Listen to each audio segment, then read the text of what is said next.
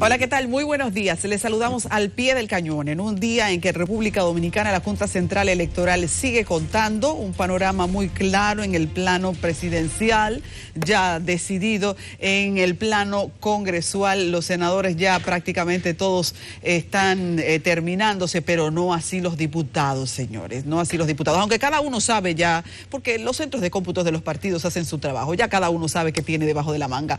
Les saludamos con mucho cariño aquí el equipo. Nelson Rodríguez, Pablo Macchini, ¿cómo están? Pablo, tú que no lo has mencionado, tú no sabes, creo que no estás enterado, que un querido mío o admirado mío, amigo tuyo, está interno por COVID. Me refiero a Víctor. Sí, claro que sí. Lo que no estaba era autorizado para anunciarlo. Y si ya se filtró, bueno, pues no fui yo, Víctor, no fui yo. Buenos días, país. Buenos días, República Dominicana. El pueblo dominicano, que sigamos todos felicitándonos por esta demostración cívica que fue el proceso electoral, pero no olvidemos lo principal. Las camas van faltando, las unidades de UCI se van llenando, se van utilizando la disponibilidad de ventiladores mecánicos. Entonces, en lo que seguimos ahora con el rifirrafe político y dale con el presidente Abinader electo, con el presidente Medina, el PLD, ya el PRD y el Partido Reformista casi entraron en la fase última de desintegración, en lo que tocamos todos estos temas, los porqués de no segunda vuelta, razones de una victoria y los porqués de una derrota. En lo que tratamos estos temas, por favor, no olvidemos lo principal, que el COVID está aquí, ya está golpeando hasta muy queridos amigos como Víctor y Zobeida. Entonces, ocupémonos también de lo que sí es principal, la vida, no olvidemos lo principal. Buenos días, señor Rodríguez. Martes 7 de julio, quiero agradecer la gentileza de la gente que nos permite entrar a sus hogares. Por el momento yo me pongo a pensar en eso, Adis, Pablo, uno comienza aquí, pero creo que es la venia de la gente que nos permite, mientras se prepara para el trabajo, que se sienta a escucharnos. Yo creo que eso es un alto honor que uno tiene. Además, contar con una televidente tan selecto como lo nuestro. Entonces, por algo que le comentaba a Pablo antes de llegar aquí, yo quiero agradecer a la gente que nos permita entrar a sus hogares. Habrá que pasar la página de la política, era más o menos el enfoque del señor Macchini. Yo vi ayer muchas caravanas, muchas fiestas, muchas celebraciones legítimas, diría yo, holgorios por muchas partes.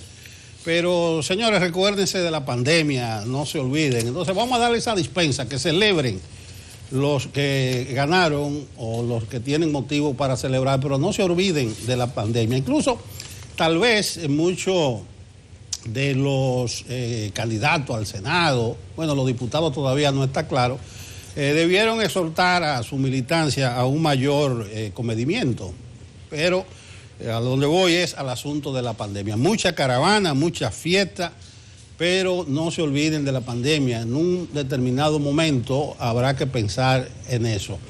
Otra cuestión que vi ayer, por lo menos en el Distrito Nacional, fue al Ayuntamiento de la capital, desmontando letreros y vallas de los candidatos a puestos electivos, principalmente en los postes del alumbrado eléctrico, porque por lo menos en la mayoría, casi en un 100%, respetaron los árboles, aunque vi algunos árboles heridos. Entonces, miren la cosa, ahora el ayuntamiento tiene que empezar a limpiar la capital que ensuciaron los políticos. Ahí hay una inequidad que de alguna manera habrá que resolver. Ya se ha visto que legislaciones no bastan. Yo me puse a pensar, por ejemplo, en los parques, puedo citar el Mirador Sur, que hay una serie de letreros que dice, si el parque es de todos y el perro es suyo, ¿por qué todos tenemos que limpiar lo que ensucia su perro? Entonces eso habrá que decirle a los políticos, si la ciudad es de todo y usted es que le ensucia, ¿por qué la ciudad tiene que invertir recursos y esfuerzo para limpiarla después que usted la ensucia.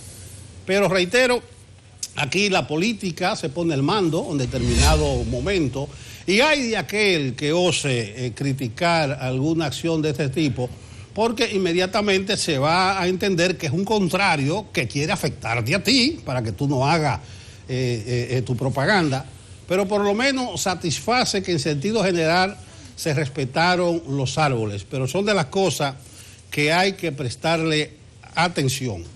Yo estoy viendo, señores, en estas primeras horas que ya se comienzan a ejercer presiones sobre Luis Abinader, incluso presiones que provienen de gente o que son suyas o de gente que lo apoyó a él. Yo creo que a Abinader hay que darle su tiempo. Se habla con simpleza crisis sanitaria, pero es una pavorosa crisis sanitaria. Se habla de una economía resentida, lesionada, pero si usted analiza la situación económica del país, no es fácil lo que le van a entregar a Luis Abinader. Denle su tiempo. Yo decía en un comentario anterior que se dice que la venia para un presidente electo, en este caso hay que hablar de virtual presidente electo, se está hablando mucho de presidente electo, hasta que la Junta no dicte la proclama es virtual presidente electo, aunque todo el mundo sabe que eso es así y que eso no va a variar. Entonces, se necesitará más que la venia de los 100 días. Yo hablaba, reitero en un comentario, de que Abinader necesitaría 1 año y quizás 2. Se habla que la economía para volver a respirar un poco necesitará de todo el 2021, entonces Abinader necesitará de todo el 2021 y todo buen dominicano va a entender los esfuerzos supremos que tendrá que hacer. Estoy hablando de la economía, pero él va a recibir una crisis sanitaria quizás en su pico más alto. Entonces es una falta de nobleza, entiendo yo, que gente le esté pasando factura temprano. No solamente que le dicen y dictan lo que debe hacer y a quién debe nombrar, sino que le dan plazo para que comience a actuar, para que comience a ejecutar. Abinader estará obligado a tomar medidas drásticas, no solamente en el aspecto económico y con la pandemia, sino para rendir honor a su discurso de cambio, de transparentar la vida pública y las instituciones. En ese sentido, habrá un poquito de entretención, un poquito de circo, pero no deben acorralar al presidente electo. Y reitero, gente que al parecer lo que están pasando es factura. Gente que lo que debieran es arribar su hombro a Abinader en este momento, ayudarlo a trabajar. Miren estos dos ejemplos que tengo yo. En parte vienen al caso. Ustedes saben que algunas agrupaciones de la sociedad civil, movimientos, estuvieron abrazo partido haciendo campaña con Abinader. Algunos ya comienzan como a poner distancia, o sea, están como valorando. En ese sentido, digo que eso es falta de nobleza, eso es falta de doble moral. Todo el mundo sabe quiénes celebraron. Pongo el ejemplo de Participación Ciudadana. Atención a lo siguiente, ayer hacíamos un balance aquí en el canal de la cobertura, recuérdense que fue un esfuerzo grande, esa cobertura de decisión electoral, y una de las cosas que no se cumplieron fue cubrir el segundo informe de observación de Participación Ciudadana que estaba previsto para las 7 de la noche. ¿Qué pasó ahí? Dice, no fue ninguna responsabilidad del cuerpo de periodistas, fue que Participación Ciudadana no dio ese segundo boletín de observación electoral. Qué raro. Yo, bueno, no lo dio. Después digo yo, cuidado si fue que la emoción le embargó tanto que soltaron todo. Pero me entero que rompiendo una larguísima tradición, Participación Ciudadana no pudo terminar el conteo rápido a que se había prometido, incluso se había inscrito en la Junta Central Electoral. Averiguo con mis amigos de la sociedad civil. ¿Qué pasó? Dicen, bueno, entrada la noche solamente se había recibido el 50% de la muestra. Los restantes que debieron entregar el 50% no aparecieron ni en los centros espiritistas. La conclusión, mucha gente, si los resultados no eran como eran, tenía otro esquema, pero como fueron como ellos esperaban, hasta ahí terminó. No hubo necesidad de ese segundo informe, ni siquiera de hacer el conteo rápido, pero sí comienzan a pasar factura. Yo he visto nombres, están mencionando mucho a la ex magistrada Miriam Germán, que debe ser la Procuradora General de la República, porque esa es una dura. Yo creo que la ex magistrada debe cuidarse. Incluso debiera ya, como lo ha mencionado tanto, de decir, mire, yo no estoy en eso. Porque ella, recuérdense, fue de la que estuvo piqueteando frente a la Junta y estaban coreando el Cebán, etcétera, etcétera. Que yo lo vi que no estaba a su altura. Porque además de eso, usted no podía, y ella como es jueza debe saberlo, legislar para lo que pudiera ocurrir. O sea, una presión a la Junta, que ahora se ha visto que es injusta porque ya desaparecieron todos, para que haga la cosa bien. Eso no está a la estatura de nadie. Un magistrado no legisla para las casualidades, para lo que pueda ocurrir. Entonces, ahí está la magistrada. Entonces, la están mencionando ahora y parece como que ella se ganó su puesto en la lógica de alguna gente. Por eso le digo que ella debiera aclarar que ella no participó en esas manifestaciones ni estuvo cobijada en la consigna Cebán para que la nombraran en ningún puesto. Pero a donde voy es que mucha gente estaba ya predeterminada para, si los resultados no eran como fueron, el plan B. El plan B era esa rueda de prensa, era la denuncia a la Junta. Nadie de esa gente se va a acordar de la Junta Central Electoral. Mi saludo al magistrado Cataño Guzmán. Yo se lo dije aquí el lunes pasado cuando él vino y le mandé un saludo también a los demás miembros. Ellos hicieron su trabajo. Me gustó una foto de la hija del magistrado abrazándolo ayer y diciendo que su papá cumplió. Esos afectos familiares, esos vínculos valen mucho. Finalmente, cosas de la política, ya nosotros tendremos que ver más adelante con detenimiento el futuro del PLD, en qué pie queda parado Leonel Fernández. Ayer avanzamos algo con los invitados que tuvimos, hoy tenemos a Rosario Pinal y de seguro vamos a seguir avanzando, pero como tal nosotros vamos a hacer el comentario un poquito más adelante. Pero yo me pongo a pensar en el sistema político nuestro y gente que flota como corcho. El Partido Reformista, señor, el Partido Reformista, hasta mi cálculo último, no había llegado a 66,000 votos. Pero resulta que el Partido Reformista tiene 5 senadores en el bolsillo. Oigan eso. ¿Quién se lo dio? Bueno, la gente del PRM que votaron por el Reformista, porque si prorrateamos esos 66,000 votos, el Partido Reformista, cada uno de sus senadores votó 13,000. Vamos a pensarlo así. Pero ahí está. No va a tener personería jurídica porque apenas alcanzó el 1.7, no llegó al 5. Mire qué lejos del 5, pero va a tener 5 señores senadores. Le da una cuota de poder importante, una capacidad de negociación. Las cosas ilógicas que el PLD va a tener 6, no sé todavía si podemos asegurar el de Elías Piña, porque estaba debatiéndose. El PLD va a tener 6 con 1,5 millones de votos y el Reformista tiene 5 con 65,000 votos. Eso se llama saber flotar como corcho, saber la menéutica, las intríngoles, las interioridades de la política. Y miren ahí, premio mayor, Partido Reformista, 66,000 votos y 5 senadores. Cuando una gente fuera de aquí ve estos datos y dice, ¿cómo es que reparten allá? ¿Cuál es la proporcionalidad para asignarle un senador a un partido? No, sabérsela buscar, como la sabe buscar Quichantún y esa gente que siempre han merodeado alrededor del poder maquini. Pero lo cierto es que los datos son crueles, ahí están.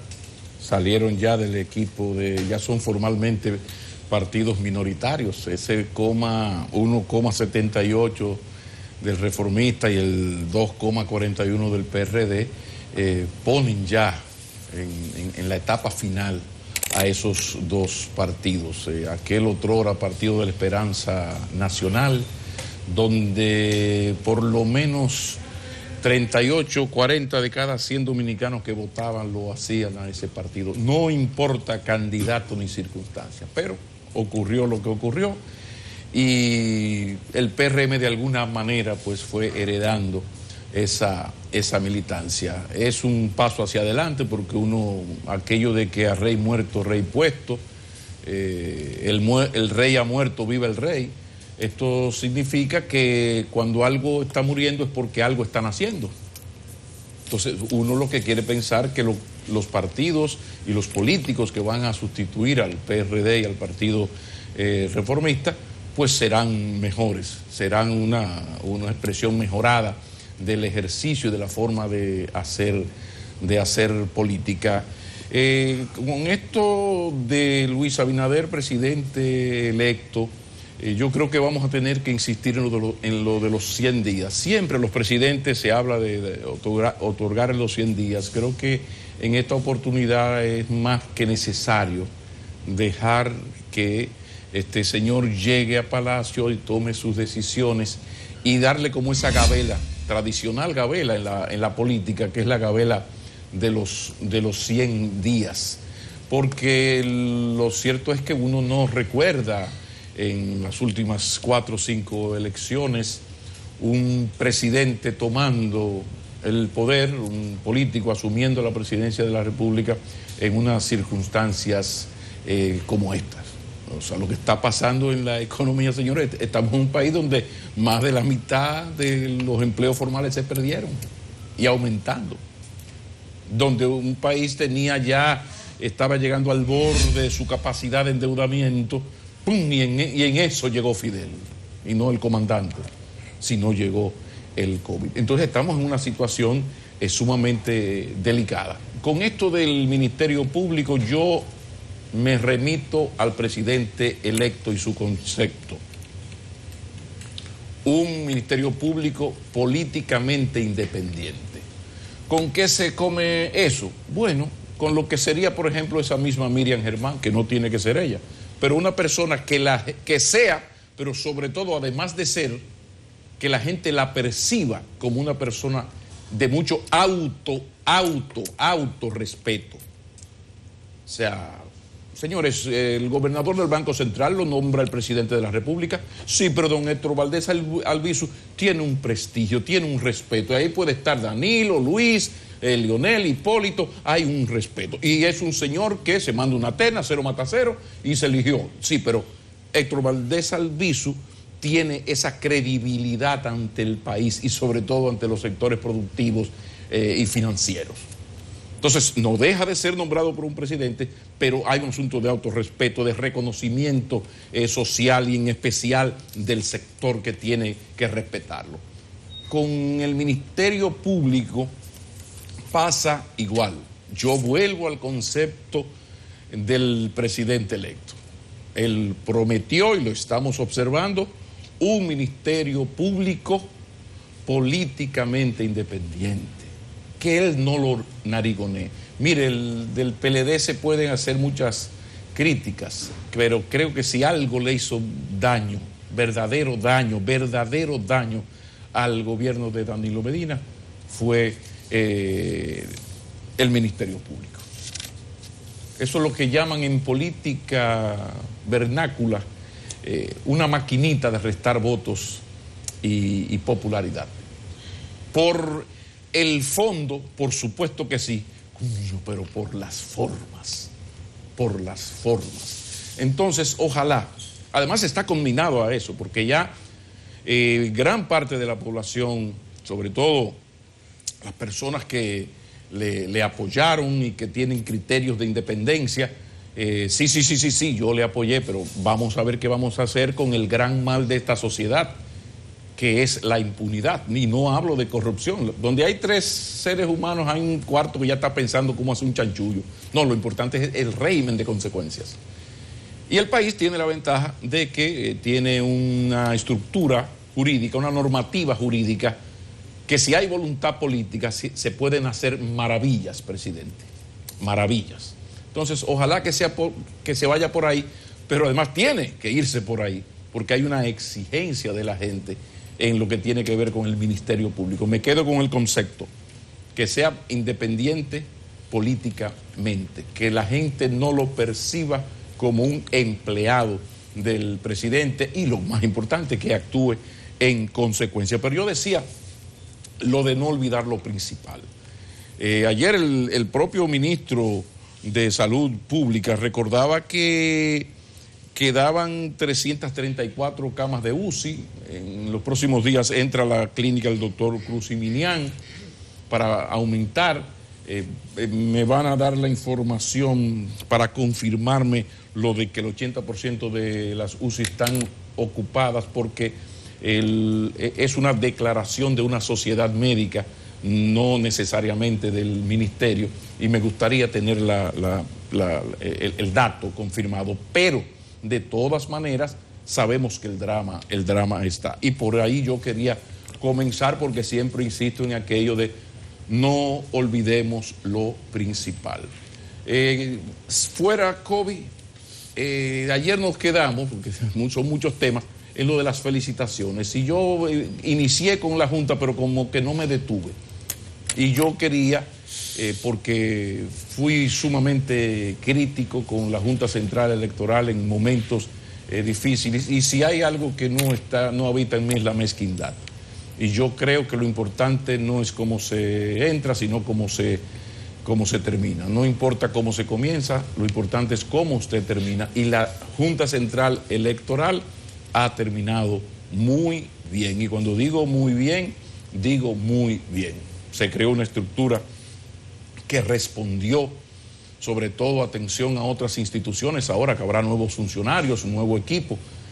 El mundo de hoy es mediático, y si usted llega a su ministerio y no crea un equipo de respuesta rápida a las exigencias de la ciudadanía, usted lo puede hacer bien, pero la percepción en la ciudadanía va a ser todo lo contrario. Y aquí hay historias que no vamos a mencionar, de gente que incluso ha hecho gestiones muy mediocres, muy dentro de, pero ha trabajado muy bien la comunicación, y la percepción que tiene la ciudadanía es otra. En este sentido, quiero hacer el público reconocimiento a la Junta Central Electoral e insistir con el pueblo dominicano, porque la verdad es que siempre el pueblo dominicano, los votantes siempre están adelante de la clase política. En las felicitaciones hablé ayer de mi sobrina Faride, hablé de Eduardo Estrella, pero señores, Bauta Rojas ganó, va a ser el senador. Dionis Sánchez ganó. Esas son buenas noticias. Dionis Sánchez es una persona que ha demostrado una vocación de servicio para su provincia y merecía seguir. Hay un Milcíades Marino Franjul, que ya es el senador de Baní y que mucha falta le hacía, porque ya parte del éxito del PRM tiene que ver con el fracaso del PLD en cuanto al desgaste.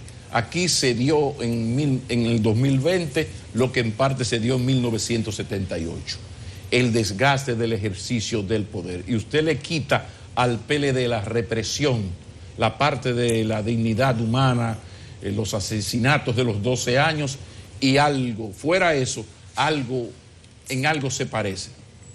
Uno le había dicho a Luis Abinader hace mucho, Luis, tienen que convertir el PRM en un partido. Ustedes son un PRD mientras tanto. No le gustó el comentario, pero ustedes son un PRD mientras tanto. ¿Qué pasó? Bueno, que de ahí surgió una directiva con dos chavales, como yo le llamo, un muchacho de 30 y pico y otra muchacha de 40 y 10. Y dejaron que Farideh Raful creciera, que brillara, porque en los partidos hay maneras de fuñirle la paciencia a un dirigente que va creciendo. Uno tiene unos cuantos añitos en esto, pero dejaron que Farideh Raful. Entonces tú agarrabas y veías PRM, veías a Luis, veías a Farideh, a la secretaria general Carolina y al presidente, como le digo, un muchacho que puede ser hijo de nosotros, 34, 36 años tiene Paliza. Es decir, eso se llama hacer la tarea. Entonces, amén de eso, yo le decía, unificar ese partido, pero tú tienes que convertirte en el Antonio Guzmán. Antonio Guzmán del 78 era el instrumento que tuvo el electorado para salir de Balaguer. Nadie andaba midiendo a don Antonio. Que no era cualquier cosa, era un hombre de una militancia política y echemos hacia atrás en su participación en el 65. Fue en algún momento la solución, la salida a la crisis de la Revolución de Abril. O sea, don Antonio Guzmán no era Juancito Pérez Vidal alias Tito, pero no era un líder político. con Luis Abinader se dio eso mismo ahora. ¿Usted quería salir del PLD? ¿No le gusta el PLD? Bueno, yo voy a votar por Luis. Amén de una cosa, y los que lo hemos entrevistado con cierta frecuencia lo podemos decir. El Luis del 2014 no es el Luis del 2020 en cuanto al discurso político y a la formación política. ¿Por qué? Bueno, porque en la vida hay que hacer la tarea. En la vida hay que hacer la tarea. Entonces este señor hizo la tarea. Entonces usted que lo entrevistó y le hacía una pregunta y el candidato se me quedaba en generalidad y sin críticas duras en la parte ética y el pleito, porque las entrevistas con Luis son cordiales pero muy confrontacionales.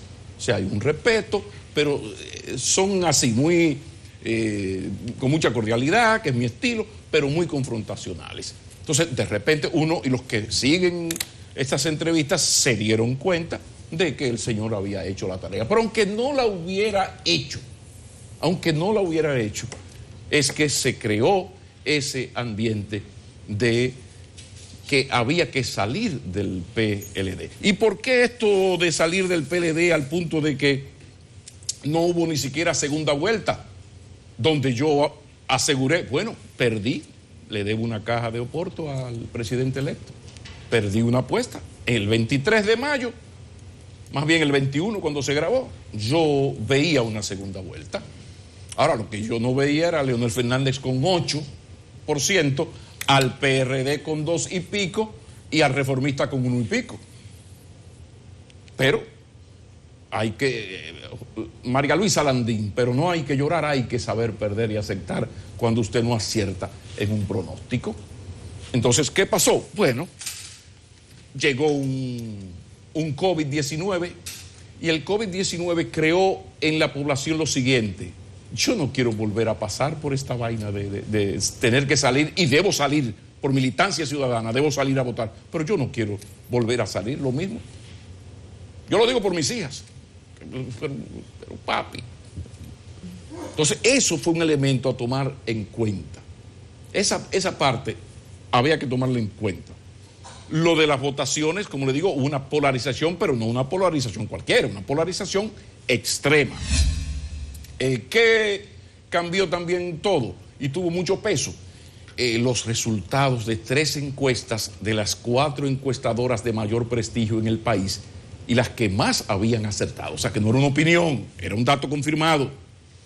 Pero entre esas destacaba Gallup, que comenzamos ayer reconociendo, haciendo el público reconocimiento a la Gallup, que aceptó de una manera casi una fotocopia. Entonces, cuando llegó esto, ya la gente, yo recuerdo que ese lunes yo le dije, a Di Nelson, yo voy a tener que ir al Banco Popular a buscar un préstamo. Yo creo que yo tengo 3, 4 cajas de vino, incluida una de Oporto, abajo. Yo se lo dije aquí, porque cuando 3 encuestadoras de tanta credibilidad y tanto acierto en el pasado te presentan esto, pues tú dices, las cosas se van poniendo fea. Pero hubo algo también muy, muy determinante, y eso uno lo conversó aquí. ¿Segunda vuelta para qué, señor McKinney? ¿Segunda vuelta para qué? Porque en la segunda vuelta, Leonel Fernández, la Fuerza del Pueblo, existe no para ganar elecciones del 2020. La Fuerza del Pueblo existe en el 2020 para impedir el triunfo del PLD. La derrota de la Fuerza del Pueblo era el triunfo del PLD. Y me parece lógico. Bueno, entonces, si hay una segunda vuelta, ese que ya sabemos, 8.7 que sacó la Fuerza del Pueblo, lógicamente, ¿hacia dónde iba? Quizás no un 100%, pero si un señor, todo el mundo sabía que estaba arriba. Si Luis no llegaba al 50+1, se iba a quedar en el 49, 49.5. Entonces, vuelve la pregunta, señor McKinney. ¿Segunda vuelta para qué?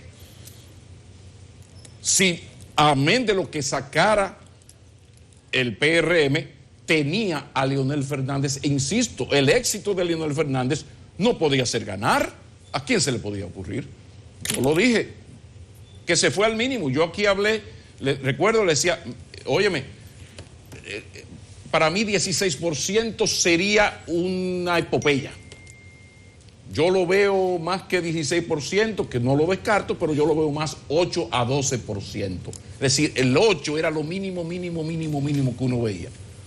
Pero en 8.7 se quedó. Pero insisto, segunda vuelta, ¿para qué? Y eso la gente lo vio. O sea, Abinader está arriba, en 3 de las 4 principales encuestas del país. Y si hay una segunda vuelta, tiene, en el peor de los casos, como ocurrió, un 8% debajo de la camisa. Entonces, todos estos factores fueron los determinantes y no desde el principal. Las ganas de morirse que tenía el PLD, ahito de tanto ganar siempre. Yo tengo 6 años diciendo, se van a morir de éxitos. Bueno, pues el desgaste del poder, la división selló esto, y para colmo, eso no se ha hablado mucho, y lo podríamos hablar otro día porque no hay tiempo, de lo que ocurrió a lo interno del PLD con la imposición de Gonzalo Castillo de parte de la tendencia de Medina. Y aquello de Reinaldo, Carlos Amarante, Andrés Navarro, y subo la voz, y sé por qué subo la voz, Andrés Navarro, que era una persona con grandes luces políticas y discursivas y de la absoluta confianza de Danilo Medina, amigos, muy amigos de hace años, y para no dejar al que más marcaba, que era Francisco Domínguez Brito. Se impuso de alguna manera a Gonzalo Castillo, pasó lo que pasó, de repente nos encontramos con un candidato con un discurso que, bueno, ahí están los resultados, no fue posible entrevistarlo, y todo esto creó un problema a lo interno de ese PLD. Y aunque usted no lo crea, Radamés Segura tiene los suyos en el PLD, yo no sé qué porcentaje. Reinaldo, que Dios lo siga protegiendo para que se recupere pronto, ya hicieron la operación, las cosas marchan bien, mis plegarias desde aquí. Tiene su gente y tiene su equipo. Carlos Amarante, yo no te doy diciendo que son candidatos que van a... Sí, pero tienen su gente. De repente ocurrió esto, y esto fue un cherry, un caramelito en el helado electoral. Y lo demás es historia, porque uno no va a ser ahora como el psiquiatra israelí, que es un médico que no puede ver sangre y que adivina el pasado. Así que vamos arriba a Disburgos. Adivina el pasado, esta sí está buena. Miren, la Organización de Estados Americanos, en su informe de observación electoral de República Dominicana, confirma algo que yo pude ver y que tal vez ustedes también.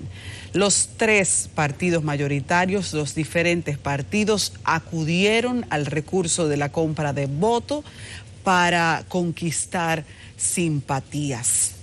¿Qué quiero decir con eso y por qué lo destaco de entrada? Cambiar de partido de gobierno no significa que mañana esto se va a convertir en un pequeño Miami. Estamos todos aquí. Entonces, a propósito de eso, quiero que el Partido Revolucionario Moderno, durante este periodo en el que se prepara para hacer gobierno, tenga claro el mensaje. La población dominicana votó para un cambio del sistema político. Así que tiene ahora la responsabilidad de negarse a los vicios que la política tradicional ha aprendido y que ha ejercido hasta ahora como lo normal. Las malas mañas que traen tal vez algunos de sus veteranos, porque los partidos políticos tienen esos viejos robles que aportan muchísimo, pero que han ejercido la política con aquellos métodos antiguos. Entonces, la población dominicana votó por un cambio de modelo político. Ahora oferten eso en la práctica. pasar del discurso a la práctica no será simple porque el momento nos encuentra, como ya han repetido aquí, como ustedes saben, nos encuentra abrumadoramente castigados por la pandemia y eso se deriva a todo. Pero hablando del dicho al hecho, señores, hay cosas que ocurrieron en la campaña que hay que recordar y que en las redes sociales ahora se están ventilando muchísimo, como quien pone un recordatorio en su agenda. Una de ellas fue como en el 2019 la próxima primera dama, Raquel Arbaje, dijo que ella no tendrá un despacho de primera dama como nosotros lo conocemos hasta ahora, que hará una oficina modesta y que no manejará fondos, porque la población no vota por una primera dama para que ella tenga recursos deliberadamente. Así que en las redes sociales, recordando esta publicación que hizo Raquel Arbaje hace más de un año, ahora se pone en perspectiva que efectivamente lo cumpla. Hay muchas cosas en el ambiente, incluyendo esa memoria que merecemos tener. Hay cambios en el Congreso a los que yo me quiero referir, señores. Nosotros ya vemos como la constitución de un nuevo grupo que tendrá el deber de hacer legislaciones para República Dominicana será totalmente distinto. No hay ninguna duda de que la gente castigó al PLD, lo castigó porque en muchas ocasiones se hizo de oídos sordos con quejas de la gente. Pero yo tengo la percepción de que hemos tenido unos congresos en los últimos años que han sido improductivos, que no han sido proactivos, que han sido obsoletos, que se han mantenido exhibiendo privilegios que la gente sigue cuestionando. Entonces, ese batallón de gente joven, de sangre nueva que va al Congreso, puede hacernos el favor de cambiar la orientación que hasta ahora conocemos, de activar el interés por proyectos que nos tienen como sociedad estancados. Hay muchas leyes que nosotros vemos fueron de un periodo legislativo al otro, de una extraordinaria a la ordinaria, y que siempre se decía, pero ¿qué ocurre? Y se aprobaban proyectos intrascendentes. Entonces, ahora esa sangre nueva tiene que saber por qué llegó ahí. La ola del cambio que se produjo y que benefició a muchos que en condiciones normales en enero no tenían perspectiva ni siquiera ellos mismos de ganar, eran ordinarios competidores y ahora son legisladores prácticamente seguros. Esa ola de cambio tiene un sentido.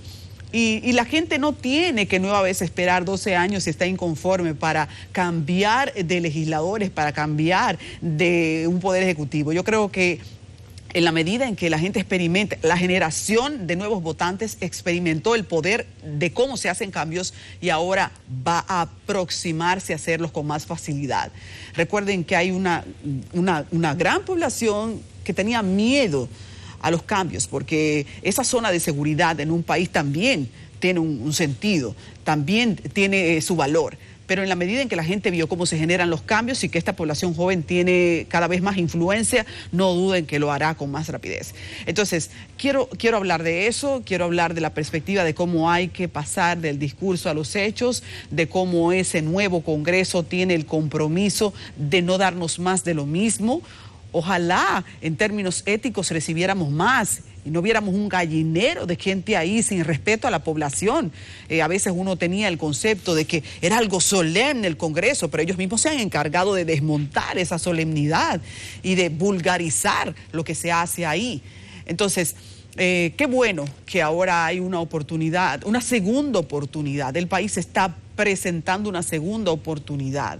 Los cambios son tan drásticos que el PRM tendrá 18 provincias a nivel senatorial, entre ellos el distrito y la provincia de Santo Domingo. El PLD tendrá 8, 6 provincias pertenecen a la Fuerza del Pueblo y al Partido Reformista Social Cristiano, o sea, una constitución totalmente distinta del poder legislativo. Les saludamos a los que han ganado y recuerden que esto, más que la popularidad de un candidato, en muchos casos fue simplemente la ola del cambio que se montó y que la gente asumió por rencores sociales, que fueron creciendo, creciendo y creciendo. Señores, hablando de todo esto, tenemos en la próxima entrevista, en el próximo bloque, a la maestra de politología, Rosario Espinal. Así que tan oportuno es hablar con ella que yo aquí me callo y damos paso a la pausa para regresar en breve. Ahora sí. Muy buenos días, Rosario Espinal. Buenos días. Buenos días. ¿Qué tal? Sí, nos estás escuchando, pero vamos a ver. Rosario, haznos una valoración de los resultados. Escoge el ángulo que tú creas más conveniente. Bueno, lo primero es que ya se hicieron las elecciones. Yo creo que eso es muy positivo en medio de una pandemia, haber concluido este proceso que se ha tornado tan largo, tan conflictivo, tan, desgastante, digamos, también, porque es que esto viene desde el año pasado. Y en el medio han ocurrido cosas inesperadas, nunca vistas, como lo de febrero y como una pandemia que hacía 100 años que no ocurría en estos lados del mundo. Así es que fabuloso que ya cumplimos con este evento de hacer las elecciones. Los resultados, bueno, pues ya casi, todavía falta un poquito, pero ya casi concluido con el conteo de todos los colegios electorales. Hay ya en la mayoría de los puestos pues hay claros ganadores o sea, indiscutiblemente el PRM se lleva el triunfo en estas elecciones. Había una expectativa de si las elecciones se iban a registrar un alto nivel de abstención o no. La abstención, claro, va a ser mucho más alta que en años anteriores. Por ejemplo, en el 2016 la abstención fue de alrededor del 30%. La abstención para estas elecciones se está proyectando probablemente como en un 47%. O sea que ha habido un aumento sustancial de los no votantes. El PRM, si comparamos el 2016 con el 2020, el PRM va a aumentar probablemente 400 y pico de mil votantes, mientras el desplome se da en el PLD. O sea, muchos votantes que fueron en el 2016 a votar por el PLD simplemente no participaron en las elecciones. El PLD va a ver una caída sustancial de quizás 1.400.000 votantes menos. Todavía no puedo dar un número exacto porque, como dije, todavía se están calculando los números. Entonces, digamos que la abstención ha afectado fundamentalmente al PLD.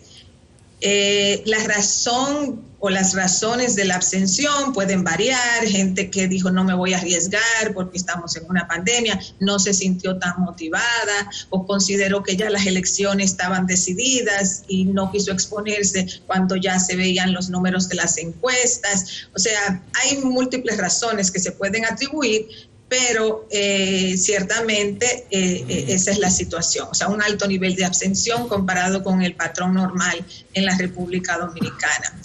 Hay un gobierno nuevo, eso siempre ayuda a relegitimar la democracia. Estamos en un momento de crisis, un gobierno nuevo va a tener por lo menos sus 100 días o quizás hasta un poco más de benevolencia de la población. Un gobierno del PLD hubiese estado en una situación mucho más difícil. De hecho, con el nivel de abstención que se ha producido, si hubiese ganado el PLD, hoy hubiese una crisis política en el país de legitimidad.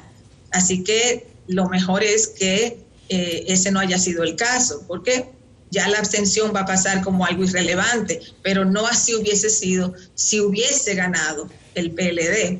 Entonces, creo que ya estamos ante un nuevo gobierno el 16 de agosto, y las elecciones dan la oportunidad al electorado de cambiar las opciones gubernamentales. El PLD tenía 16 años en el poder. Aunque aquí se construyó una discursiva que yo la entiendo como oposicionista, yo la entiendo perfectamente, de que aquí había una dictadura, realmente lo que aquí había fue un gobierno de 16 años que fue electo, que controlaba todos los poderes públicos porque fue electo con mucho margen. Como ahora el PRM va a tener una mayoría congresional, y eso no es malo. Eso no es malo. Aquí se habla mucho y se utiliza desde la oposición de que haya un gobierno con una mayoría o que el que controle el Ejecutivo no tenga una mayoría congresional. Eso no lo decide nadie, eso lo decide el pueblo, y los dominicanos tienden a votar por ola. O sea, o votan por un partido o votan por el otro.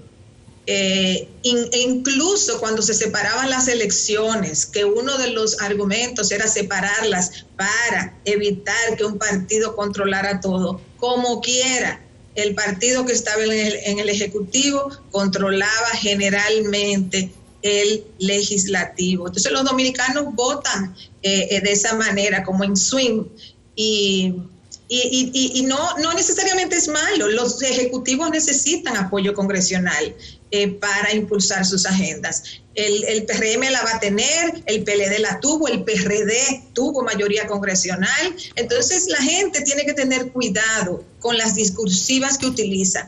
Repito, yo lo entiendo como argumento oposicionista, el ir en contra de alguien que tenga el control del Legislativo y del Ejecutivo. Pero normalmente para fines de impulsar agendas gubernamentales es mucho más fácil así. Y siempre ha sido un argumento de oposición. Yo recuerdo a Peña Gómez en su momento y luego a Leonel Fernández con el mismo argumento. Cuando tú estás abajo, llegas al poder y el PRD, por ejemplo, ocurrió 98-2002, controlaba todo. El presidente Fernández gustaba de que la separación de los poderes, el que mandaba en el Ejecutivo no controlara el Legislativo, y luego y anteriormente era el doctor Peña Gómez. Eso, como tú bien dices, es un argumento de lucha política. Pero por ejemplo, Leonel Fernández en el 96-2000 tuvo un gobierno, un Congreso favorable en los primeros 2 años. Exacto. En el 96-98. Exacto. En el 98, cuando entra el PLD, porque viene la ola PRDista después de la muerte de Peña Gómez, Leonel Fernández no tenía un Congreso favorable, 98-2000, sí. Pero él terminó básicamente gobernando por decretos en esos últimos 2 años, porque él no podía implementar una agenda legislativa. Entonces, lo que sucede en los sistemas presidenciales es que cuando los gobiernos no tienen mayoría congresional, generalmente terminan gobernando por decretos, porque si el Congreso le presenta una obstrucción para sus planes, entonces no pueden impulsarlo. Yo simplemente estoy mencionando esto porque se desarrollan unos argumentos supuestamente en nombre de la democracia y la gente los cree y pierde la perspectiva de lo que hay en la política. Simplemente lo estoy diciendo por eso. Por ejemplo, yo creo que es muy positivo que el PRM tenga una mayoría congresional. O sea, no lo estoy diciendo por un partido o por otro. Me parece importante que ahora que el PRM llega al poder, tenga su mayoría congresional, impulse sus programas. La sociedad vota cada 4 años. Si no le gusta lo que hizo un gobierno, en 4 años tiene la opción de votar en contra. Si le gusta lo que hizo ese gobierno, tiene la opción de volver a darle una mayoría. O sea, el electorado es que decide. Ni ustedes ni yo le podemos decir al electorado, voten para que haya un Congreso parejo de 2 partidos o de 3 partidos.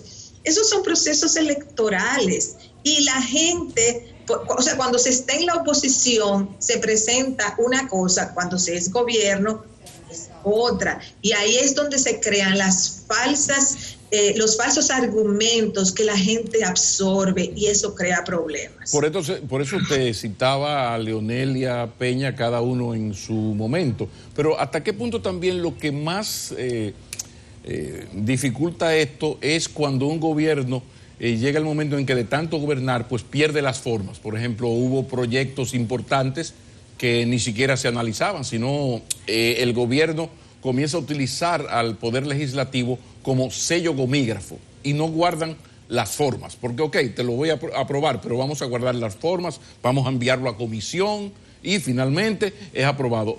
A veces también ese razonamiento surge y hasta algún sustento tiene cuando se comienza a hacer un uso gomígrafo del Congreso y no se guarda, insisto, las formas. Aquí se han aprobado cosas sin que el legislador tuviese el tiempo de ni siquiera leerlas. A eso me refiero. Eso tiene que ver mucho con la calidad o baja calidad de los legisladores.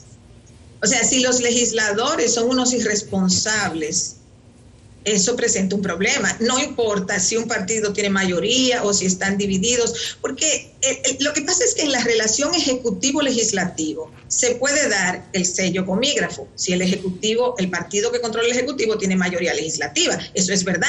Incluso esa ha sido la práctica histórica en la República Dominicana, sí. Los congresos sello gomígrafos. Luego está la otra alternativa, que es el Congreso que le pone obstrucción al Ejecutivo, que es la segunda opción más usada en la República Dominicana. Y luego está un Congreso racional, más racional, sea que lo controle un partido o sea que esté dividido, porque eso no depende de nadie más allá del electorado. Nadie le puede decir, provincia tal, vota por tal partido, provincia tal, vota por tal otro para que esto quede nivelado. Nadie puede hacer eso. Entonces, la tercera opción es un Congreso racional, independientemente de si un partido tiene mayoría o si está fragmentado, donde los legisladores asuman su responsabilidad. Entonces, ahí tiene que ver es con la calidad del Congreso, no con que si es mayoría un partido o están representados, porque eso lo hemos visto incluso cuando un partido no tiene mayoría, tú vas y negocias de manera inadecuada, tú vas y le ofreces una cosa a los legisladores y consigue 3 por aquí, consigue 2 por allá, porque estás operando en un Congreso adverso. Entonces yo lo que creo que tenemos que enfocarnos en la calidad de los legisladores, incluso en estas elecciones, ahí hay congresistas, senadores que han sido electos, que es para uno asustarse, porque son personas ya con un expediente conocido de no necesariamente actuar en función de los mejores intereses del país. Entonces yo lo que creo es que debemos enfocarnos en el asunto de la calidad del Congreso, y aquí se necesitan instituciones de la sociedad que sean, digamos, que le den seguimiento a la gestión también legislativa para que puedan informar al pueblo. Porque cuando la gente se instala en el poder, no importa de qué partido, cuando se instalan en el poder, tienden a olvidarse de que representan un pueblo. Y la política tiene diferentes intereses, y por lo menos uno debería saber qué intereses están representando los legisladores cuando votan. Bueno, en las condiciones excepcionales, diría yo, en que arribará Abinader al poder, lo mejor que le ha ocurrido es tener un Congreso favorable, mayoritariamente favorable, porque probablemente tenga que desplegar iniciativas de gran calado. Rosario, vamos a ver algo del sistema de partido, cómo queda. No se ha terminado de contar. El cadáver está insepulto, pero hay un 1.7 del Reformista, 2.4 del PRD. Yo veo a gente cantándole requiem al PLD desde ahora, la fuerza del pueblo. Vamos a mirar un chin hacia adelante, Rosario. Sí, bueno, el Partido Reformista y el PRD entran en una situación más difícil, ya vienen en un proceso de agotamiento de varios años. El PRM es la sustitución del PRD, la mayor parte de su dirigencia y de su base electoral se mudó desde el 2016. O sea, desde la división, pero se probó en el 2016 que la base electoral PRDista se había ido al PRM. Entonces el PRM es que actúa desde entonces como el partido de oposición y eso le permite llegar al poder ahora. O sea, el Reformista y el PRD ya están agotando su ciclo de fraccionamiento y de decadencia electoral.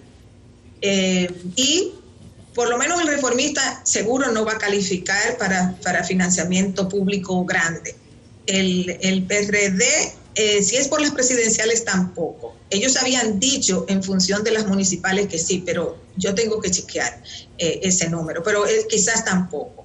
Entra la Fuerza del Pueblo. La Fuerza del Pueblo quizás sí califique para el gran financiamiento, porque el peso de Leonel Fernández, indiscutiblemente, 3 veces presidente, casi 20 años presidente del PLD, él va a sacar probablemente va a sacar menos de 400,000 votos cuando se contee todo, cuando se sume todo. Es decir, va a sacar mucho menos votos que lo que sacó en las primarias. del PLD, o sea que él no se llevó la mayoría de la votación PLDista. De todas maneras, la Fuerza del Pueblo va a seguir haciendo lo indecible por mantener vigencia, porque ya ese es el espacio en el cual Leonel Fernández puede aspirar para siempre a ser presidente de la República. O sea, ya él tiene su casa. ¿De dónde va a sacar los votantes? Él va a seguir con una posición de antagonismo con el PLD, tal como hizo en estas elecciones, porque su objetivo es ver lo más que él puede socavar las bases de apoyo del PLD para que fluyan hacia él. Esa es una lucha que no está terminada en lo absoluto, eso se verá. El PLD tiene todas las posibilidades de recomponerse, si lo hacen o no, ya veremos. Realmente el PLD es un partido en este momento que, desde mi punto de vista, es bueno que perdiera, que vaya a hacer una diálisis política, que se limpie bien la sangre, que busque estrategias de atraer nuevas personas, de reformular sus planes de acción, sus ofertas programáticas. El PLD es un partido con una gran experiencia en el Estado. Realmente el PLD es quien sustituye a Balaguer en términos de experiencia de Estado. En los últimos 34 años, del 1986, cuando terminó la presidencia de Jorge Blanco, al 2020, en estos 34 años, el PRD gobernó 4, del 2000 al 2004, en el gobierno de Hipólito. Balaguer gobernó 10, del 86 al 96. Y el PLD gobernó 20 de estos últimos 34 años. O sea que el PLD acumula una inmensa experiencia de Estado. Sería lamentable que el PLD se fraccionara más o que se debilitara, porque sería la forma ahora de volver a restablecer un bipartidismo, que es muy importante, porque aunque exista una tercera o una cuarta fuerza minoritaria, un sistema de partidos, en el sistema presidencial es fundamental el bipartidismo. Aquí se perdió el bipartidismo cuando el PRD se dividió. Y por eso el PLD gobernó como partido dominante. Uno, porque el PRD quedó muy debilitado en el 2004, ante la crisis económica que se dio en su gobierno. Entonces, eso sube al PLD. Luego, en el 2013, cuando ya digamos que el PRD venía recomponiéndose electoralmente, fíjense que en el 2012 las elecciones fueron cerradas, pero entonces en el 2013 se dividen, entonces ahí se desploma otra vez la cosa y el PLD entonces vuelve a reafirmar su condición de partido dominante. Entonces, en ese periodo no estaba funcionando un real bipartidismo. Ahora, con un PRM que accede al poder y con un PLD que sale del poder, con una experiencia de 20 años de Estado, hay la posibilidad de recomponer un bipartidismo.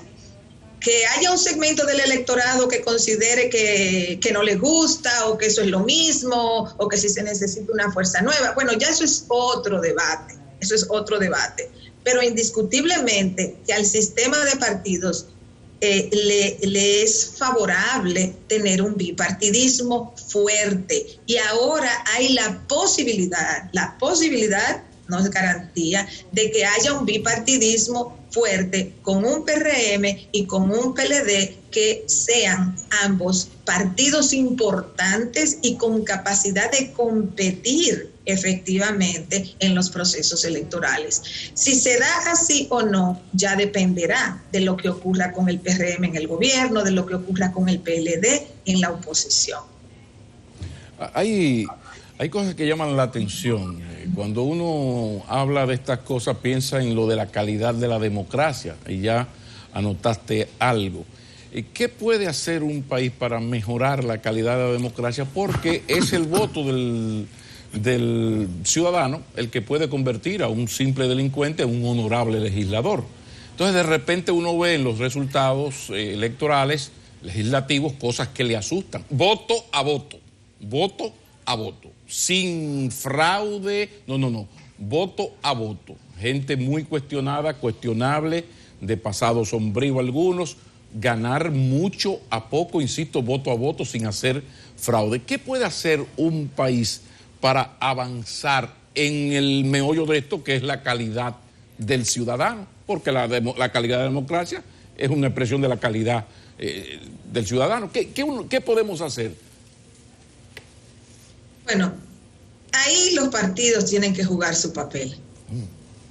Los partidos, por tener flujo de dinero, o sea, al margen del financiamiento público, los partidos, por tener flujo de dinero privado, muchas veces ese dinero privado no es de las mejores fuentes. Pero ese dinero privado que no es de las mejores fuentes le abre el espacio a figuras que ganan a través de ese dinero. Y eso se aplica al PLD y al PRM. Y antes al reformista, bueno, incluso todavía al reformista que consiguió posiciones, y al PRD. O sea, los partidos que llegan al poder, no que ganan una diputación, me estoy refiriendo a los partidos que han sido o que son grandes. Esos partidos, para recibir fuentes, para recibir recursos, muchas veces le abren el espacio a figuras cuestionables que llegan a posiciones de poder. La única forma de controlar eso es poniendo restricciones fuertes al financiamiento de los partidos. Pero los partidos son los primeros que no quieren eso. Entonces los partidos quieren tener entrada de dinero libre, incluso ellos delegan, ellos, por ejemplo, en un X provincia, déjame ver quién tiene dinero para yo llevarlo de candidato, porque así esa persona asume el costo de la campaña de esa provincia, aunque la persona no sea idónea para llegar a una posición legislativa. Entonces, el problema del financiamiento y el costo de las campañas es serio, es muy serio, y por ahí se cuelan muchas cosas. Pero los partidos tendrían que dedicarse a controlar eso, porque no hay otra forma de hacerlo. Llega un punto en donde incluso la ley no puede lograrlo. Tiene que ser una decisión de los partidos de limpiar y de hacer, y se necesita que todos lo hagan, porque si un partido lo intenta, pero el otro no, entonces la competencia se le vuelve muy difícil, porque el que tiene el dinero es el que va probablemente a ganar. Rosario, vamos a hablar un poco finalmente de la relación partido-gobierno. Mucha gente quiere sangre inmediatamente. Analizábamos por aquí temprano que en la situación que asume Abinader no son las mejores. Es casi un regalo envenenado, dicen, con crisis sanitaria y dificultades económicas. Entonces el PRM tiene la oportunidad de construirse como el principal partido de la República Dominicana. Y aquí viene algo. La construcción del partido se descuidaría si sus principales dirigentes pasan a ocupar cargos públicos. En otros periodos ha pasado así. ¿Qué tú recomendarías de manera gratuita en esas circunstancias?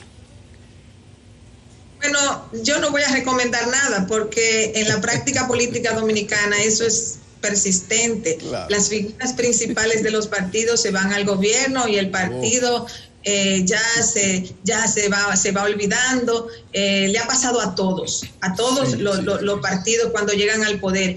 Al PRD le pasó un poco menos cuando Peña Gómez estaba vivo y no era opción de poder. O sea, en la época de Guzmán, de Jorge Blanco, el partido lo dirigía Peña Gómez. Como él estaba prácticamente vedado para llegar al poder, él podía seguir manteniendo ese partido, pero fuera de esa experiencia, fuera de esos 12 años, de esos 8 años, del 78 al 86, lo que hemos visto constantemente es que los principales líderes de los partidos pasan al gobierno y bueno, los partidos quedan en cierta medida a su suerte y solo se reactivan en el momento electoral. El PRM, el desafío del PRM en este momento es el siguiente: cuando llegue al poder el 16 de agosto, tiene que forjar su relación con la sociedad dominicana. tiene que forjar su relación con la sociedad dominicana. Una cosa es que se haya construido una narrativa de oposición, que la oposición al PLD con 16 años en el poder haya ayudado al PRM a llegar, que la ofensiva del leonelismo contra el PLD le haya facilitado al PRM captar votantes. Todo eso se dio. Ahora bien, ¿cómo va el PRM a gestar apoyos políticos desde el Estado? Es el reto que tienen todos los gobiernos cuando llegan al poder. Eso. Entonces, ahí es donde hay que observar para ver cuáles son los mecanismos que pueden tener impacto a corto plazo o a largo plazo. Hay cosas que tú puedes hacer en un momento para gestar apoyos por 4 meses, por 5 meses, y luego se te diluye. Hay otras acciones que tú puedes tomar desde el gobierno para gestar apoyos más largos. Entonces, ahí está el desafío del PRM. ¿Qué va a hacer? En una sociedad donde, aunque se cuestione, ha crecido su clase media. O sea, por más que la gente diga que este país está lleno de pobres, aquí ha crecido la clase media, aquí ha crecido la clase media urbana. Eso no quiere decir que todo el mundo es clase media alta y vive en una torre de lujo. No, eso no es. La clase media tiene capas, tiene desde la clase media alta hasta la clase media baja. O sea, es una gama. Pero lo que comparten es una experiencia urbana, es una experiencia de expectativas de movilidad, muy fuerte, cada quien a su nivel. Las expectativas pueden variar, pero cada quien a su nivel. Esa clase media ha crecido en la República Dominicana de manera sustancial en los últimos 15 años de crecimiento económico y relativa estabilidad macroeconómica. Aquí se han abierto muchos negocios, muchas pequeñas empresas, medianas empresas, microempresas. O sea, aquí ha sucedido todo eso. Y el que ignore que eso ha sucedido no va a tener idea de lo que hay que hacer. Entonces, esa clase media tiene muchas expectativas de bienestar, está altamente conectada a las redes sociales y es fácilmente influenciable en un sentido u otro. Vivimos en una época llena de influenciadores que lo que buscan es rating, y para buscar rating tienen siempre que motivar la indignación, porque de eso se trata, o sea, de motivar la indignación para que mucha gente te vea. Entonces hay mucha gente que está dedicada a eso. Hoy en día, gobernar en una democracia es sumamente difícil. Si bien es cierto que expresarse es una de las características fundamentales de la democracia, también junto con eso viene toda esa, digamos, avalancha de información o de fake news, como fuera. Entonces, la clase media está altamente conectada a esas corrientes de opinión, no tiene mucha paciencia, se desencanta rápido, así como se encanta, se desencanta rápidamente. Y esos son desafíos para cualquier gobierno en cualquier país del mundo. Bueno. Entonces, en medio de una crisis sanitaria y económica, pues también eso se hace más complejo. Bueno. Así que es un gran desafío que tiene el gobierno. Mucha gente de ahí que tiene años que no llega al Estado. Cómo hacer un aprendizaje rápido. La curva de aprendizaje tiene que ser sumamente rápida, porque además de la crisis sanitaria y económica, aquí hay una clase media que está a la expectativa, conectada a las redes, a ver qué va a pasar. Y ni decir de los sectores populares, que aunque quizás no tienen el mismo nivel de conexión con las redes, pero el hambre y las condiciones de vida también le generan un cierto nivel de indignación y de molestia. Entonces son grandes, inmensos los desafíos. Y si alguien quiere profundizar en todo esto, que se lea Samir Naím y su libro, cuya esencia remite a eso, a la facilidad con que se alcanza y sobre todo con que se pierde el poder en estos tiempos. Finalizando, Rosario Espinal, ¿cómo usted ha sentido dándole esa bienvenida a la maledicencia? Porque tú eres una mujer muy educada, académica y hogareñamente, domésticamente, educación doméstica, que es riqueza, pero que de repente hiciste unos planteamientos que por primera vez chocaste con la opinión dominante de parte de esa intelectualidad o pseudointelectualidad de clase media, y la verdad es que estuve mirando y encontré pocos argumentos y muchos insultos personales por primera vez contra Rosario Espinal. Así que bienvenida al club, pero ¿cómo te sentiste para finalizar? Bueno, es que yo no me entero de muchas de esas cosas, porque yo no estoy en las redes sociales. Yo pienso que en las redes sociales hay, como dirían los españoles, en las redes sociales hay demasiado mala leche. Y la verdad es que la vida es muy corta. A mí ya no me queda tanto tampoco, porque ya yo no estoy dentro de los jóvenes. Entonces yo he optado por no estar en las redes sociales, porque como acabo de decir, la vida es muy corta para pasarla en tanta indignación.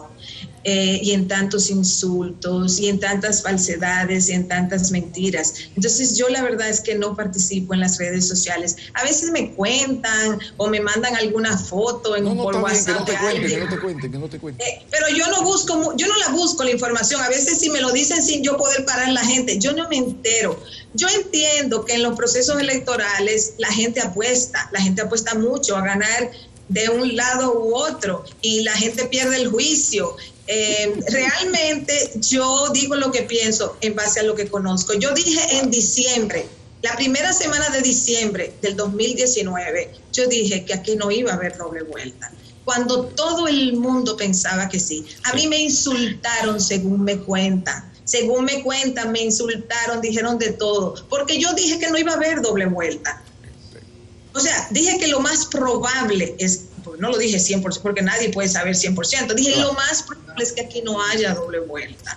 Y eso lo dije a principios de diciembre, antes de febrero, antes de la pandemia. ¿Por qué? Porque yo usé 4 variables que para mí tienen mucho peso para analizar los procesos electorales. Y en base a mis 4 variables yo dije, no es muy probable que aquí haya segunda vuelta, aunque todo el mundo diga que hay segunda vuelta. ¿Querían insultarme por eso? Pues que me insulten. Por suerte, repito, yo no estoy en las redes, no me contamino con eso. Que sean felices. Recuerda, Rosario Espinal, recuerda nuestras pasadas entrevistas, donde ahora yo lamento no haberte escuchado porque tengo en la espalda 4 cajas de vino que debo pagar por estar de boca aguá haciendo apuestas innecesarias. Doctora Rosario Espinal, de la Universidad de Templeton. Déjame decirle algo a Rosario, ese punto de vista de ella, de las redes, incluso hace mucho tiempo le externó este mismo programa. Yo ya no estoy en las redes, además te aportan poco y lo que hace es que te contaminan tu punto de vista. Entonces, bienvenida al club de los que tienen ese concepto, Rosario. Al contrario, tú siempre lo has tenido. Muchas gracias. Sí. Adiós. Vamos a la pausa. En las últimas horas está aumentando la preocupación de todos en función de los contagios de COVID. Nos hemos mantenido viendo los informes de salud pública con altos índices. Ayer hablamos de 703 nuevos casos, pero el fin de semana se produjo la peor cifra que hemos visto, 1.036 y 1.241 respectivamente. La comunidad médica está hablando también y lo que dice no nos consuela. Así que hemos invitado para esta entrevista al infectólogo Emil Jorge Mansur, a quien saludo de inmediato. Buenos días, doctor. Vamos a hablar de este momento. Buen día. Vamos a hablar de esto. Intensivista. Ok, aquí me han dado infectólogo. Gracias, doctor. Intensivista. Ok, el escenario epidemiológico, doctor, se mantiene, como narré ahora, complicado. ¿Qué están viendo ustedes? ¿Y cómo lo ve usted? Mira, la situación actual es ciertamente preocupante.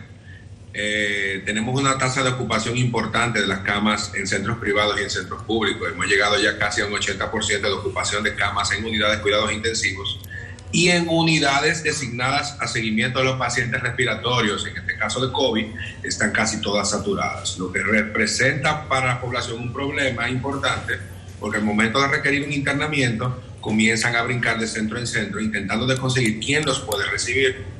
Es algo que viene dándose hace unas semanas y está cada vez agudizando más.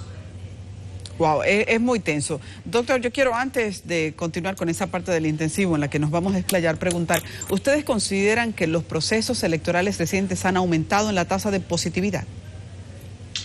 El tema de las elecciones realmente se llevó, a mi opinión personal, bastante bien. Pensé que se iban a dar a cómo se dieron, fue un grato alivio. Se tomaron muchas medidas de distanciamiento, realmente hubo cierto grado de orden, por lo menos en el colegio donde estuve y algunos más colegas que me informaron de sus experiencias. Entonces, el tema es que en cualquier escenario en el que haya aglomeramiento de personas, por más bien que sea, siempre existe una posibilidad de un aumento de tasa de contagio. Eso es algo suscrito al proceso.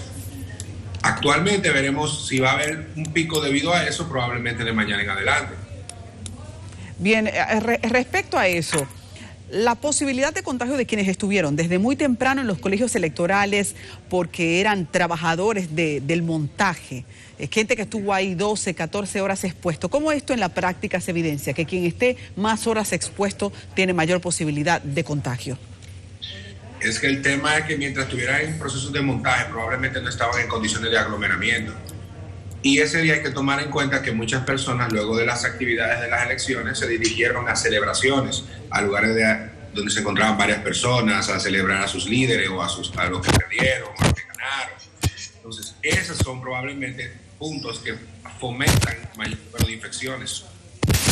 Sí, hablemos de la capacidad de respuesta que tiene el sistema de salud dominicano, porque ustedes, de paso, uno de los organismos que tiene que ver con los intensivistas ha dicho, a esto hay que buscarle una vuelta. Estamos llegando al tope de las unidades de cuidados intensivos. Explíquenos un poco más de esto. Sodemeco, que es la Sociedad Dominicana de Medicina Crítica, a la cual pertenezco, actualmente emitió un comunicado, como ya ustedes saben, sobre la situación actual que para nosotros es alarmante de la ocupación completa de las unidades. Estamos hablando que para una sola entidad, estamos hablando de COVID, tenemos una tasa de ocupación cercana a los 80%. Eso es un problema, porque si las otras enfermedades que siguen estando ahí, entonces ahora tienen mucho menos disponibilidad de espacio en todas las instituciones. También haciendo hincapié en que no todas las instituciones manejan COVID. Eso pone mucho más difícil la situación. Actualmente hay que tomar una decisión porque siempre desde el inicio de la pandemia se intentó de que entre la forma de que los pacientes no salieran a la calle, del distanciamiento social, de quedarte en tu casa, el objetivo era no colapsar el sistema de salud nuestro. Entonces, ¿qué se necesita ahora mismo? Hay que enfocar rápidamente soluciones que provengan más camas, más médicos practicantes que puedan proveer ayuda a la sociedad. Ahora mismo se necesita. Y hay que habilitar todos los centros que estén incompletos o en proceso de completarse lo más pronto posible, porque se necesitan camas para poder prestar el servicio a los pacientes. ¿Qué ha estado pasando, doctor? Porque nosotros hemos visto en las últimas semanas que personas que tienen la necesidad de una unidad de cuidados intensivos no la encuentran. Entonces, si estamos diciendo que solo el 80% está ocupado, hay un margen de disponibilidad. ¿Por qué la gente cuando necesita un cuidado intensivo no lo consigue? El problema es el siguiente: a nivel público, a nivel privado principalmente, no hay una red completa en la cual usted diga, ok, aquí tengo las 200, 400 o 1000 camas disponibles. Bueno, en este centro tengo una libre. Eso no funciona así. ¿Cómo funciona? No. ¿Cómo funciona? Entonces, lo que pasa es el paciente primero acude a un centro, normalmente acude a los centros que más o hayan sonado, tengan preferencias para ir, y de ahí comienza la travesía difícil de conseguir una cama. Entonces, llegan, por ejemplo, a mi centro y puede ser que esté lleno. Entonces, ahí tengo que darle los lugares que yo creo y que puedo recomendarles que quizás pudieran tener una cama, que dirigirse a esos. Y ahí comienza una travesía de horas y horas y horas para poder conseguir una cama.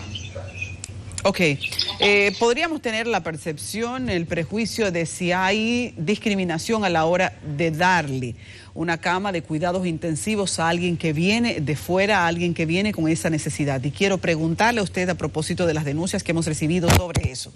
Por ejemplo, conocemos el caso de un paciente que vino de San Cristóbal y le dijeron no tenemos porque ahí hay demasiados casos. Entonces, pero se supone que por eso es que se está buscando atención, porque hay COVID.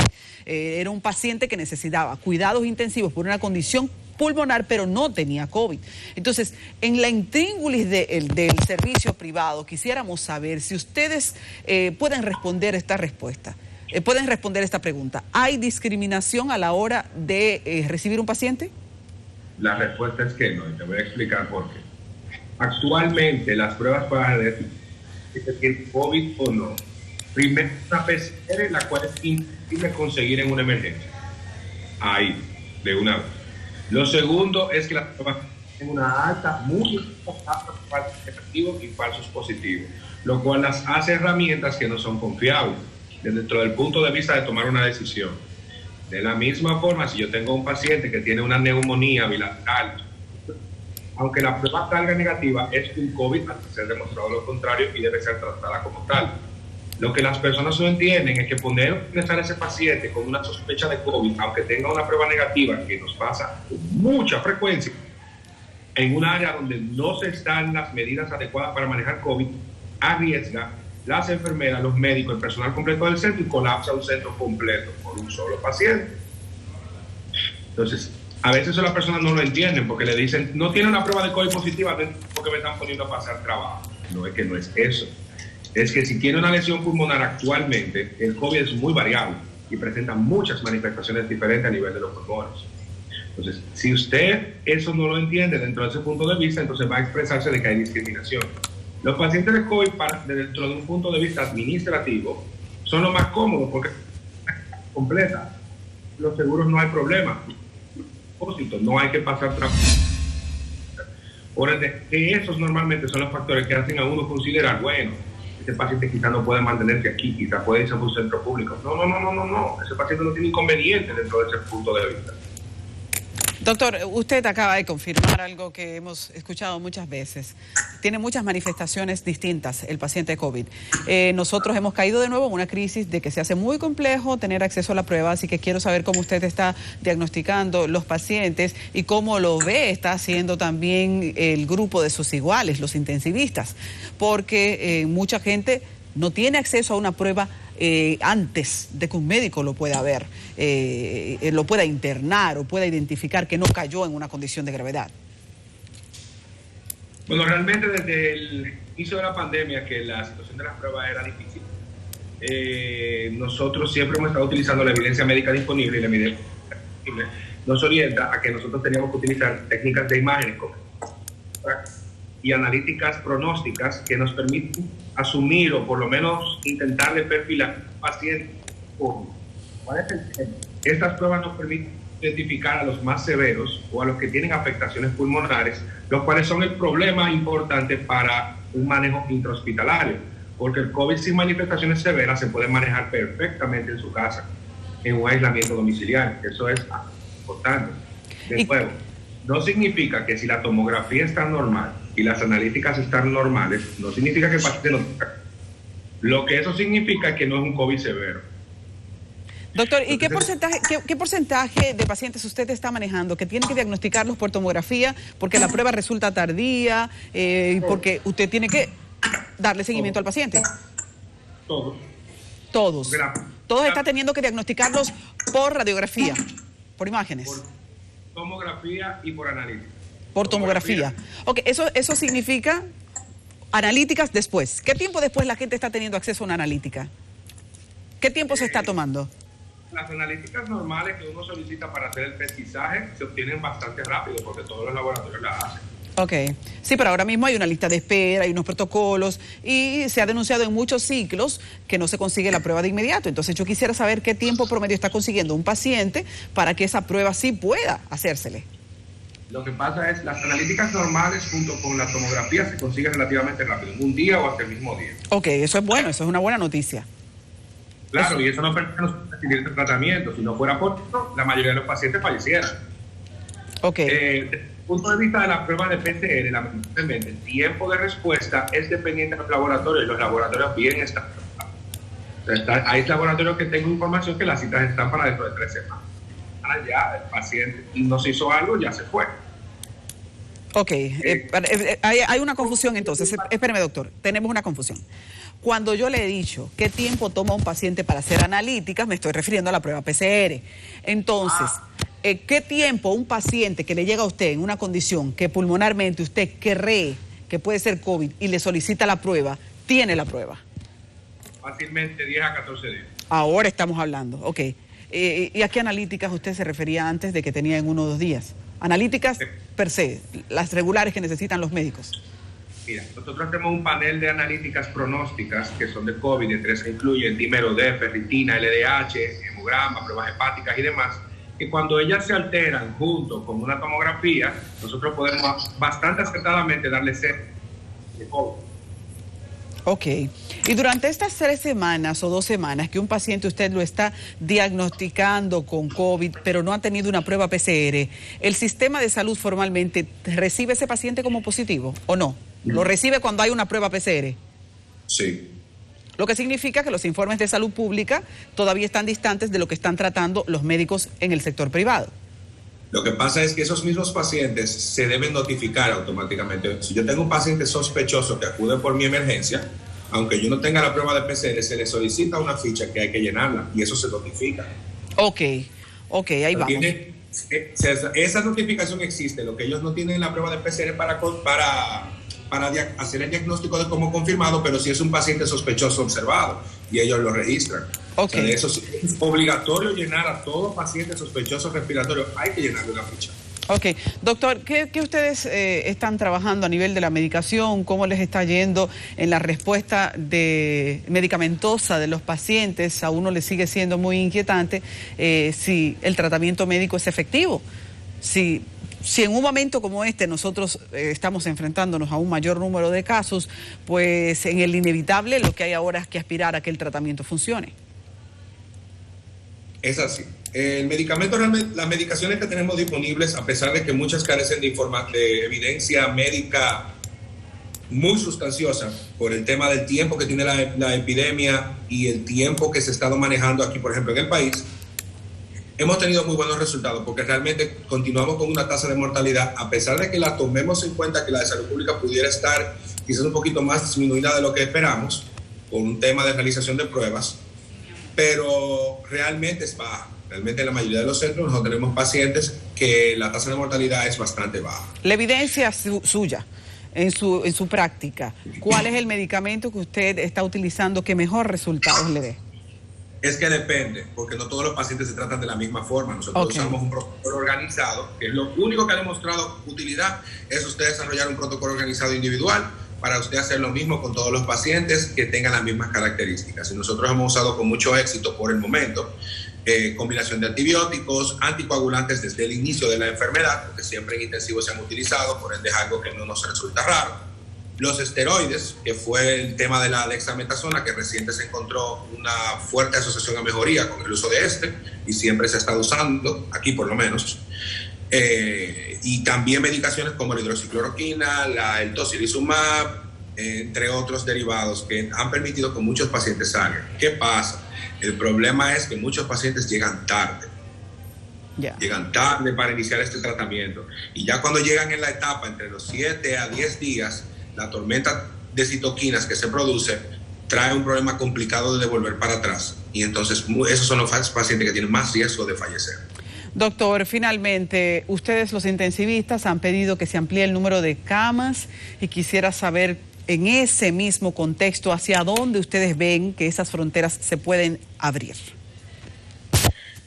El sistema de salud puede enfocar, entiendo, un presupuesto significativo para el desarrollo de unas herramientas que permitan combatir el virus de mejor forma. Los pacientes críticos y los pacientes más delicados van a seguir aumentando porque son los pacientes que ahora mismo están poniendo peso sobre el sistema de salud.